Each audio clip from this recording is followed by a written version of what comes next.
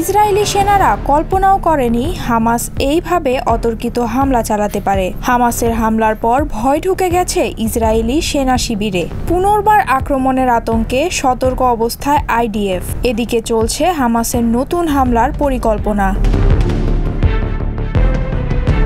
সোমবার গাজা সিটির শেখ রাদওয়ান এলাকার উপকণ্ঠে ভোর ৬টার দিকে রাতের অপারেশন শেষে ঘাঁটিতে ফিরে এসেছিল ইসরায়েলি আর্মার্ড ব্রিগেডের ৫২তম ব্যাটালিয়নের সৈন্যরা। কিন্তু তারা জানত না মৃত্যু তাদের জন্য অপেক্ষা করছিল ট্যাঙ্কের হ্যাচের মুখেই। ইসরায়েলি সেনাবাহিনীর প্রাথমিক তদন্তে উঠে এসেছে এক ভয়াবহ চিত্র।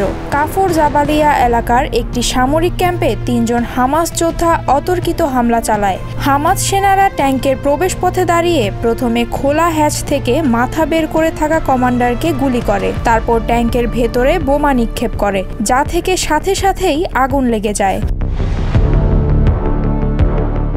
হামলায় ট্যাঙ্কের ভেতরে আটকে পড়া ৪ জন ইসরায়েলি সৈন্যের কেউই বাঁচতে পারেনি। হামলার পর ক্যাম্পে অবস্থানরত অন্য ইসরায়েলি সৈন্যরা হামলাকারীদের লক্ষ্য করে গুলি চালায়। সেনাবাহিনীর দাবি অনুযায়ী তারা অন্তত ২ জন আক্রমণকারীকে আঘাত করতে সক্ষম হয়েছে। তবে হামাসের সশস্ত্র শাখা আল কাসাম ব্রিগেডের মুখপাত্র আবু ওবাইদা এই হামলাকে দুর্বল ইসরায়েলি সেনাবাহিনীর বিরুদ্ধে অতিরিক্ত আঘাত বলে উল্লেখ করেছেন।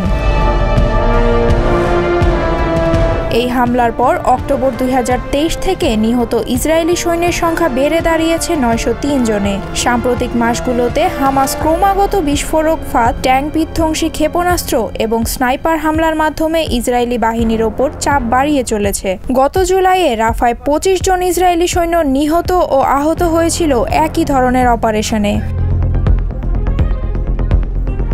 ঘটনার পরপরই ইসরায়েলি প্রধানমন্ত্রী গাজা সিটির বাসিন্দাদের উদ্দেশ্যে কঠোর হুঁশিয়ারি জারি করেন। তিনি বলেন, গত ২ দিনে ৫০টি সন্ত্রাসী টাওয়ার ধ্বংস করেছি আমরা। এটা শুধু ভূমিকা, একটি প্রস্তাবনা মাত্র।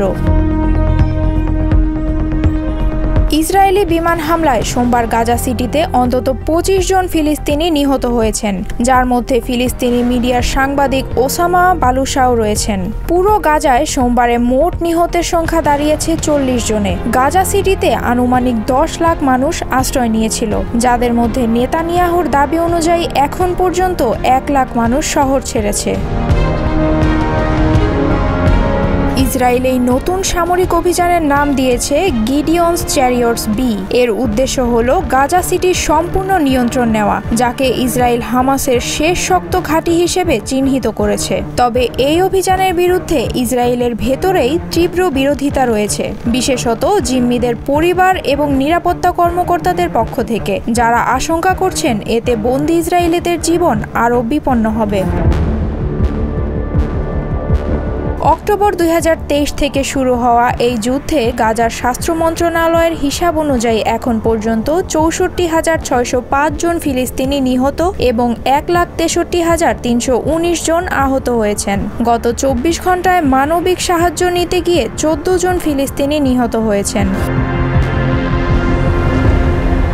অন্যদিকে অনাহার ও অপুষ্টিতে মৃত্যুর সংখ্যা বেড়ে দাঁড়িয়েছে ৩৯৯ জনে, যার মধ্যে ১৪০ জনই শিশু। গাজার এই রক্তাক্ত সোমবার আরও একবার প্রমাণ করল, যুদ্ধে জয় পরাজয়ের হিসাব যত জটিলই হোক, মানুষের প্রাণের মূল্য সবচেয়ে বেশি। আর সেই মূল্য দিতে হচ্ছে উভয় পক্ষকেই, হোক তারা ইসরায়েলি সৈন্য কিংবা গাজার বেসামরিক নাগরিক।